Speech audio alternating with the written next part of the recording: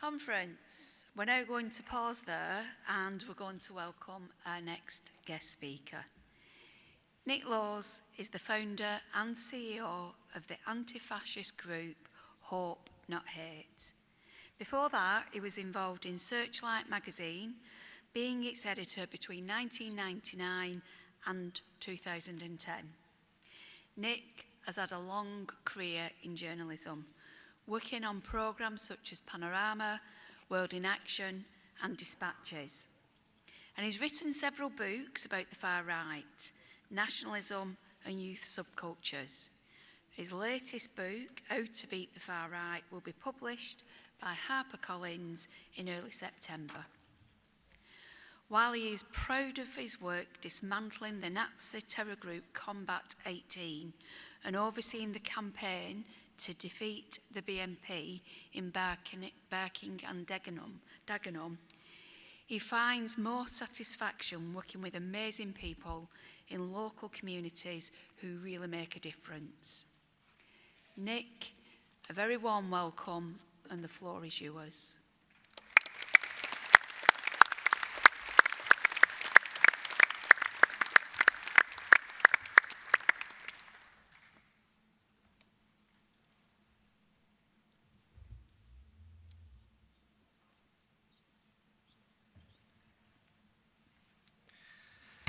Thanks very much, Conference, and thank you to the Union for inviting me to speak, and it's great to see a lot of old friends here, and I've met some new friends as well in the few minutes I've been here. So I just want to talk about where we are today, really, in terms of the far right, and particularly the threat of reform. I've been involved in anti-fascism 36 years now, and I have to say that certainly for me, and I presume for everybody else here, I can't think of a more worrying time than we're in at the moment. I'd say that we're facing the biggest far-right threat since the Second World War. There is a real chance that Reform, which we categorise as a far-right populist political party, and I'll explain why in a bit, could be the largest party after the next election, could even be the government. They won 10 councils, control of 10 councils in May, and 2 mayoral contests. At the same time, we've had Tommy Robinson on the streets, mobilising last July 40 to 50,000 people on the streets of London. On that one day alone, his tweets were seen 58 million times on that one day. And we've got a wider, what we would define as a radical right ecosystem. GB News, The Spectator, Substacks, podcasts, YouTube's accounts, social media accounts, owners of social media companies, pushing out far-right, conspiratorial, racist content, dividing communities, setting people against each other, and causing trouble. And obviously, pertinently for being up here, we obviously saw the awful consequences of that last year after the horrific murder of 3 young girls in Southport. We had racist violence going across our country, hotels being burnt down, people being stopped in the street and attacked in their homes because of the colour of their skin. We had a racist rampage, and in many ways I argue that it could have been even worse. So that's where we are, and I think we have to be honest about the seriousness of the situation we're in before we feel we can do something about it. I just want to spend a few minutes explaining why I think Reform UK is a far-right populist party. Beginning of last week, for the first time, Reform on 2 occasions, both on Radio 4's Today programme and then on social media, said that it wasn't just enough to stop the boats, as they would say. But they actually argued for the forced deportation of 1.2 million, what they called undocumented people in the UK. Now, if anyone is seeing what's happening in the US at the moment, where ICE officers are literally patrolling the streets, stopping anyone that they think might not be American, pushing them in the back of vans and literally sending them to airports. We had a situation in New York where a Chilean tourist was picked up and they tried to force her into a van as her 12-year-old daughter was left on the sidewalk on her own. This is what Reform say that they want to do. 2 weeks ago, or last week, we also had a parliamentary by-election in Scotland.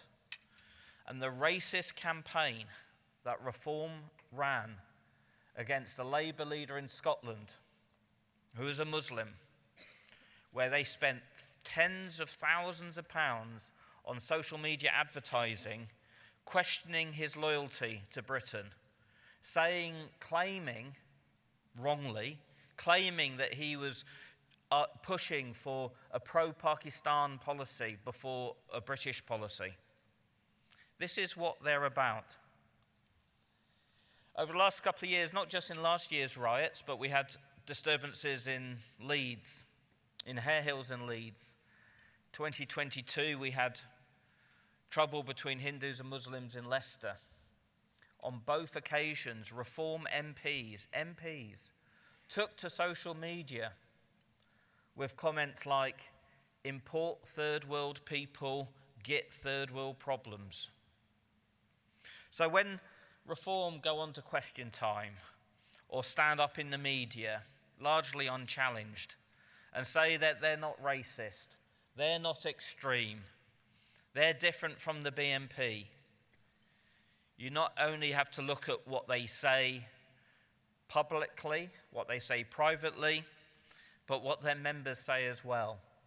All over the country, there's hardly an election that goes by where Reform candidates are not exposed for their anti-Muslim hatred, their conspiratorial nonsense, their racism, their anti-Semitism, their climate denial. I mean, there isn't a bigger threat to the world than climate change. And the leadership of Reform push climate denial. They tried in ahead of last year's general election, they tried to row back on that a little bit and say that they're just opposed to climate action and net zero. But then the cat always slips out the bag eventually, and it's back to their climate denial positions. Their support for Trump, their support for Le Pen, their support for every other far-right party and leader across the world shows what they're about. And this is when they're in opposition. This is when they're not held accountable to anything. This is when they have no power. Can you imagine what would happen if they ever did get power? They would be far worse than what they say now. But it's not just their views on immigration and race that's a problem. They went into last year's general election promising to cut 50 billion pounds on the public sector, a public sector that has been decimated with 15 years of austerity, but 50 billion on top.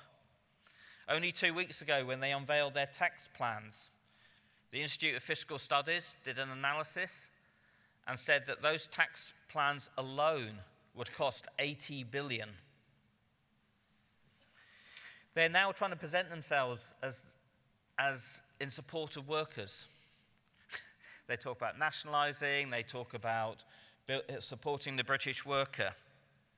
But we know over the last 20, 30 years where Nigel Farage has been on this, supporting Margaret Thatcher during the miners' strike, regularly supporting deregulation, reducing health and safety and the protection of workers. They voted against the Workers' Rights Bill. They've also come out to say that public sector pensions should be slashed. So this is the party of workers. Now, on one hand, I don't need to tell you this. Obviously, this is a local government conference. Many of you here will be from areas where Reform now run the councils. And you're seeing their promise to make 10% cuts, again, on top of 15 years of austerity. Their threats to dismantle anti-racism initiatives, DEI, anything that promotes and supports disadvantaged communities, minority communities. They're already talking about slashing climate action where they can. Now, while they might not have the power to close hotels housing asylum seekers or stop private rented accommodation being bought up by groups like Serco, they can make life pretty miserable for people. They can cut funding from support organisations and from charities. And for trade unions, and I don't think we've really seen it yet, but I'm sure we will, especially if they fail to deliver on their great promises they made. We'll see them taking on trade unions, harassing trade unionists, vilifying trade unionists in a way that we haven't had previously. As I say, Reform doesn't operate in isolation. And we've seen over the last 5 years, 10 years, but certainly 5 years, the growth in the radical right in the UK. And I think it's fair to say that the far right use social media, use new media platforms far more effectively than the progressive side of politics. And they're bringing new people in. And I think that this, combined with the rise of Reform, will only encourage street activism by the far right even more. They feel emboldened. They'll feel they've got a free hand to harass people, target people. And we know from Combat 18 in the early 90s to the BNP in the early 2000s, trade unions are often at the forefront of their targets, because trade unions stand in the way of the society that they want to create. Now, on one hand, the threat is so big, the threat of Reform is so obvious. Surely, all we need to do is tell people what Reform is like and how racist they are, and they will reject them. Unfortunately, I don't think it's that simple. Unfortunately, many people who are voting for Reform don't see Reform in the way that I might see Reform or you might see Reform. Also, we have to accept that Reform is a coalition of voters, like all political parties. Hope Not Hate recently did a study of 4,000 Reform members, and we found 5 distinct groups who hold quite different views from each other, and sometimes are quite contradictory views from each other. There was a group that we called Workers' Right Group. And in a way, those are probably the type of people that you think of when you think of Reform. Tends to be men in their 50s plus who have not had university educated, working class communities, very hostile to immigration and multiculturalism, even more hostile to net zero, but actually very strongly in favour of workers' rights because of insecurity at work. We have another group, what we call the authoritarian right, older Reform voters, slightly more affluent, who actually are quite in favour of some state intervention to protect British industry. They don't like immigration either, but they're in favour of the public sector. There's another group we call the traditional conservatives. and as the name suggests, tend to be former Conservative voters who left the Conservative Party after 14 years of failure. They don't particularly like immigration, but not as strongly as the other groups. They hate trade unions, and they hate workers' rights issues. They're for laissez-faire free market and deregulation, but they actually quite like the environment. They wouldn't call themselves climate activists or supporting climate activist issues, but because of where they live, which is more rural, they're more affluent, they quite like nature, and they quite like the nature around them. But the last two groups are particularly interesting.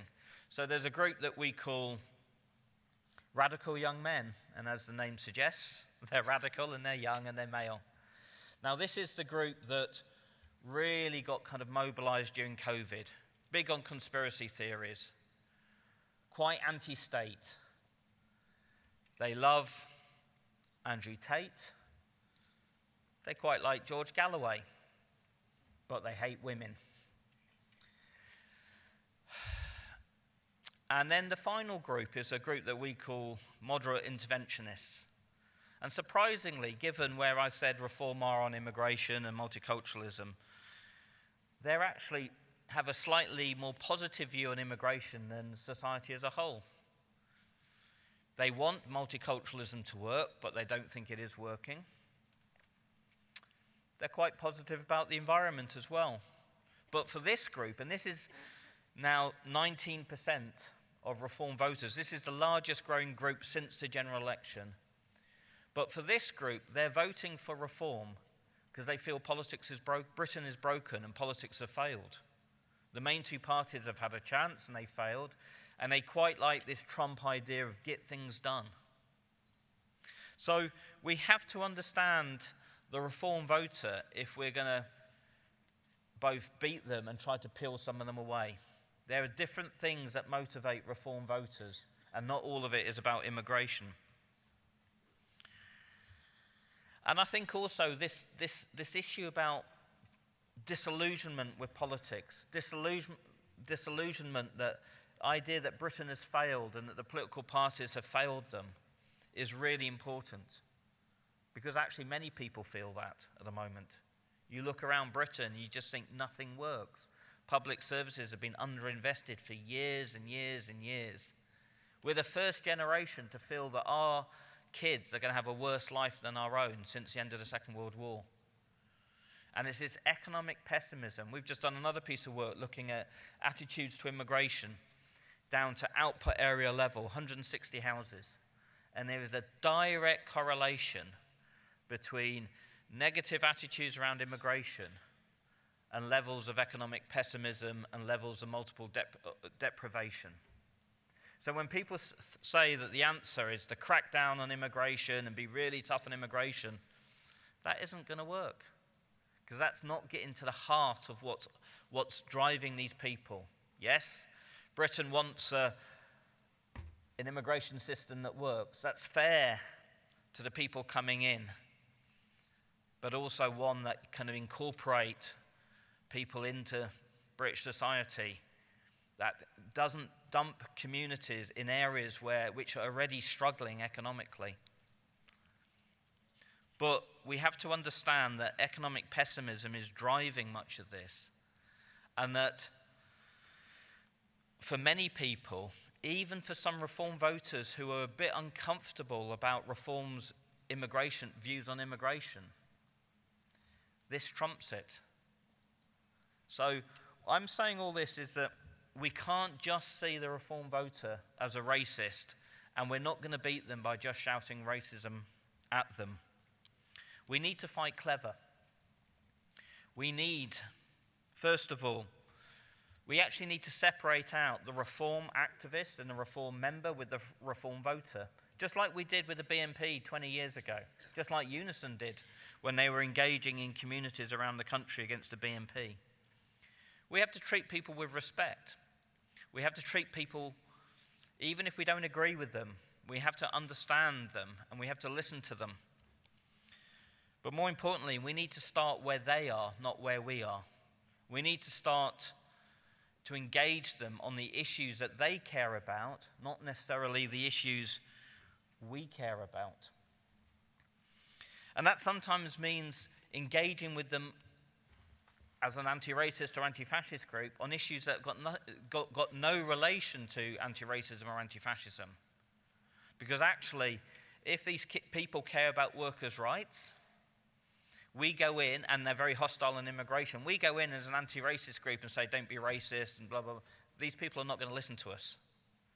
But we go in on issues around workers' rights, and more importantly, we work to win improvements for people. We earn the trust to be heard. And that's an absolutely crucial thing that Hope Not Hate thinks is the approach. We need to earn the right to be heard. And that's often on issues that are unrelated to what we might be primarily about. But also we need to have a hope, and we need to be positive as well. We can't just be anti. Because of the economic insecurity, because it's the loss of hope that's driving some people to the far right. We, whether that's us, whether that's trade unions, whether that's the government, political parties, we've got to offer alternative.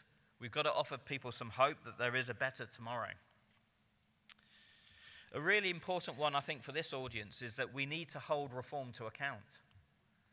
We need, where they are running councils, we need to light a fire underneath their feet. They have made outlandish claims to get elected, many of which are unsustainable. They're going to do things that are probably highly illegal, like we've seen in Kent. And many of the people who got elected to Reform weren't expecting to be elected, have no history or experience in being councillors, and as we've seen in many parts of the country, are doing absolutely nothing as councillors, as running councils.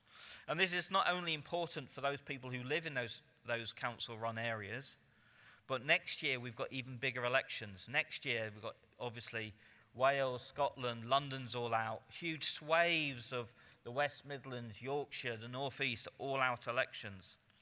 There's probably 2-3 dozen councils at a risk of us losing to Reform. And actually one of the best tactics we're going to could use next year is highlighting what they've done this year. So all this might sound quite depressing. And I think, but what I'd say is that we have to be honest about where we are. But I'd also think we have to realize that we have the power to win.